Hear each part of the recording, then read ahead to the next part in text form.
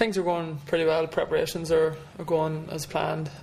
We've a clean bit of health injury wise, thank God. So it's going to be a tough task now against Fermanagh, but we're really looking forward to getting back to an Ulster Final, having not been in one since 2006. So it's going to be a great occasion, and hopefully we'll be able to come up with a great result.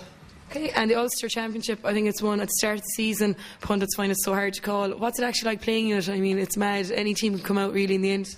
Yeah, it's probably the most competitive one left in the country at the minute. You know, no matter what day you go out, the opposition is capable of taking you. But as a player, it's an enjoyable championship to play, and there's always big crowds and great atmosphere about them all. So there's always that good buzz that gets up for the big day. Like Fermanagh haven't been in an Ulster Final for a long time, so I'm sure it'll be a packed house, and any Fermanagh supporter this past 30-40 years will be all making their way to Clonus. Okay, they're going to be really tough opposition. I mean, they came through a great game against Derry, so how are you going to build yourselves up for that game? Yeah, like you say, pundits at the start of the year probably had predicted for a Derry or Monaghan Ulster title win, and Fermanagh have knocked both of them there out, so they're coming in with a great pedigree. And you know, I'd say again, people have wrote them off for some strange reason, maybe forgetting what they've just done in the past 2 games. But thankfully, in our own setup and our own management team, we're not looking past Fermanagh, and we know exactly how tough a challenge it's going to be.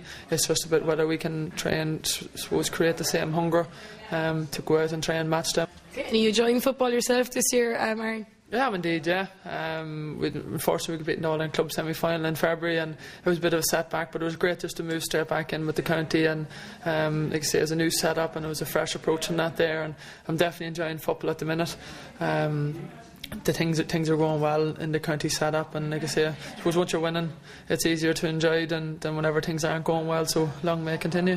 Okay, and your dad, Joe, of course, has been involved in football down to the years. You're probably used to him being your manager for a good while. What's it like not having him in the Armagh setup? Do you find a difference? It's grand, you know.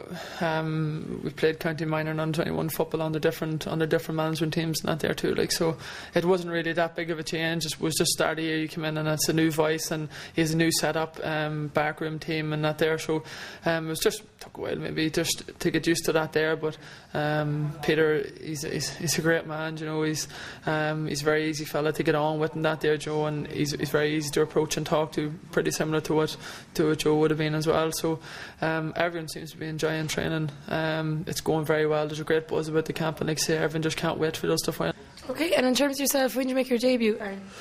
I made my competitive debut in 2005. I was actually against Fermanagh in the first round of the Ulster Championship. I'd been on the panel the previous year, but unfortunately never got any game time. So 2005 onwards, I've been lucky enough to be starting most of the games for the county. So it's something I always wanted to do, and from as a child I just wanted to play for Armagh, so I'm relishing every minute of it at the minute. Okay, and as a child, who would you have looked up to in terms of footballers? I suppose within our own county, I particularly would have looked up to a lot of my Cross McGlen club mates, Oisin McConville, Francie Bella, Tony McEntee and them boys. In the county setup, maybe Martin McQuillan, who would have played in the 80s and 90s for the county too. Like, he would have been a great player. So they would have supposed to be my idols within Armagh. Outside of that there, really, you know, anyone who was half decent or showing any sort of promise, he would have went out onto the field and try and reenact everything that they had done. Like, so there's probably a list too long to name.